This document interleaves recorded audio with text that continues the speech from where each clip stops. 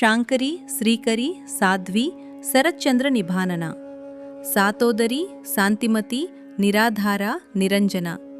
ఇప్పటివరకు మనం అమ్మవారి భక్తి తరంగాలలో ఓలలాడాము.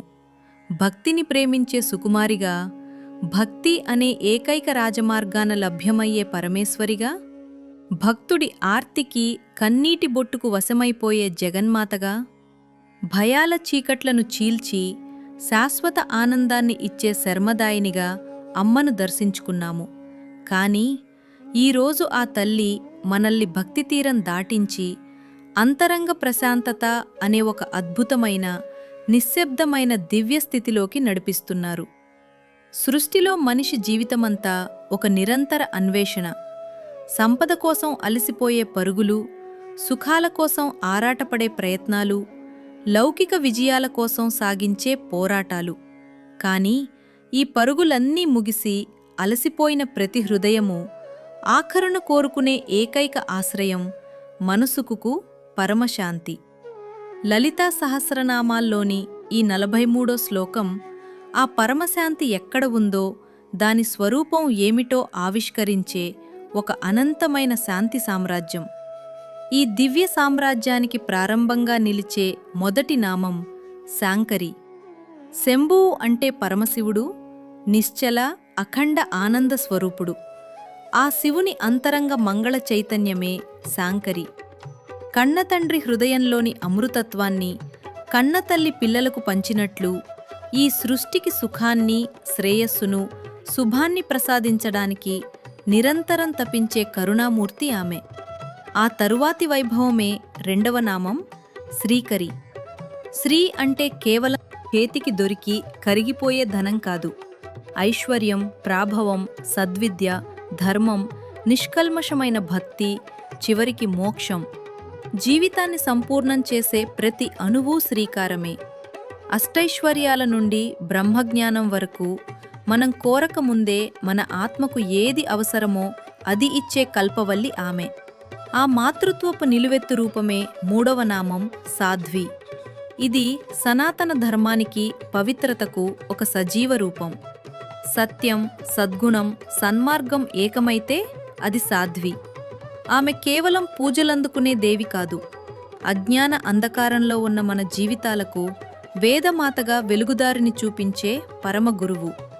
అమ్మవారి ఆ ముఖార విందాన్ని కొనియాడే 4వ నామం శరత్చంద్ర నిభానన.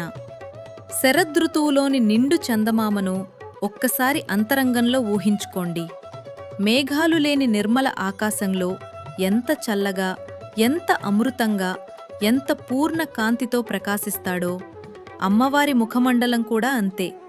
అది కేవలం బాహ్య సౌందర్యం కాదు, పరిపూర్ణ జ్ఞానం, అపరిమితమైన కరుణ, అనంతమైన శాంతి కలబోసిన ఒక దివ్య కాంతి సముద్రం. ఆ ముఖాన్ని దర్శిస్తే చాలు, సంసార తాపాలు సమసిపోతాయి. అదే దివ్యకాంతిని గుర్తుచేసే 5వ నామం సాతోదరి. సన్నని నడుముగల జగదేక సుందరి. కాని వేదాంతార్థంలో అనంతమైన జ్ఞానగుహలు దాగున్న హిమవత్ పర్వత రాజకుమారి. ప్రకృతిలోని అత్యున్నత సౌందర్యానికి, పరమ పవిత్రతకు నిదర్శనం ఈ నామం. ఇక ఈ శ్లోకానికి హృదయంలాంటి 6వ నామం శాంతిమతి.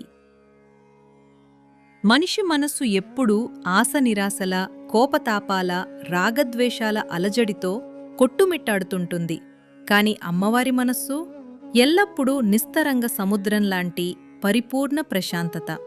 శ్రీచక్రంలోని 9వ ఆవరణమైన బిందువులో సమస్త ద్వంద్వాలు సమసిపోయిన చోట పరమశివునితో కలిసి ఏకమై ప్రశాంత జ్యోతిలా వెలిగే నిశ్చల స్థితి ఆమె. ఆ స్థితిని నడిపించే శక్తే 7వ నామం నిరాధార. ఈ విశ్వంలో ప్రతి వస్తువుకు ఒక ఆధారం కావాలి. చెట్టుకు భూమి, భూమికి గురుత్వాకర్షణ, గురుత్వాకర్షణకు అంతరిక్షం. మరి వీటన్నిటికీ మూలాధారం ఎవరు? అమ్మవారే. సర్వ జగత్తుకు ఆధారమైన ఆ తల్లికి మాత్రం మరే ఆధారమూ అవసరం లేదు. ఆమె స్వయం ప్రకాశం, స్వయం సిద్ధం, సర్వాధార చైతన్యం. ఇక ఈ శ్లోక శిఖరంగా నిలిచే చివరి నామం నిరంజన. అంజనం అంటే అంటుకునే మాలిన్యం లేదా మాయ. కాని అమ్మవారికి ఏదీ అంటుకోదు. ఈ సృష్టి అంతా ఆమెలోనే వ్యక్తమవుతున్నా ఆమె దేనికి బంధింపబడదు. ఒక గదిలో దీపం వెలుగుతున్నప్పుడు ఆ వెలుగు అక్కడ ఉన్న మంచిని చెడును అన్నింటినీ తాకుతుంది, కాని దేనికి అతుక్కుపోదు. అలా నిర్మలంగా సాక్షిగా ఉండే పరబ్రహ్మ చైతన్యమే అమ్మవారు. వేదాంతంతం చెప్పే ఆత్మ, ఉపనిషత్తులు ఘోషించే బ్రహ్మ పదార్థం ఈ నామమే. గమనించారా? ఈ ఒక్క శ్లోకంలో అమ్మవారు మన చెయ్యి పట్టుకుని భక్తి తీరం నుండి జ్ఞాన శిఖరానికి ఎలా తీసుకువెళ్లారో, సంపదను ఇచ్చే తల్లిగా ప్రయాణం మొదలుపెట్టి పరిపూర్ణ సౌందర్యంగా మారి నిశ్చల శాంతిగా నిలిచి చివరకు సర్వాధారమైన పరబ్రహ్మతత్వంగా తనను తాను ఆవిష్కరించుకున్నారు. ఈ శాంతి సామ్రాజ్యం మనకు బోధించే మహాసత్యం ఒక్కటే: నిజమైన ఐశ్వర్యం బాహ్య వస్తువులలో లేదు, నిజమైన ఆనందం ప్రాపంచిక సుఖాలలో లేదు, నిజమైన విశ్రాంతి బాహ్య పరిస్థితులలో లేదు. అవన్నీ సమస్త ద్వంద్వాలకు అతీతమైన మన అంతరంగ పరమశాంతిలోనే ఉన్నాయి. ఆ పరమశాంతి స్వరూపమే శ్రీ లలితాంబిక. మరొక్కసారి ఆ దివ్య నామాలను గుండెల్లో ముద్రించుకుందాం. సాంకరి, శ్రీకరి, సాధ్వి, శరచ్చంద్ర నిభానన, సాతోదరి, శాంతిమతి, నిరాధార, నిరంజన, శ్రీమాతా కటాక్ష సిద్ధిరస్తు. సర్వమంగళం.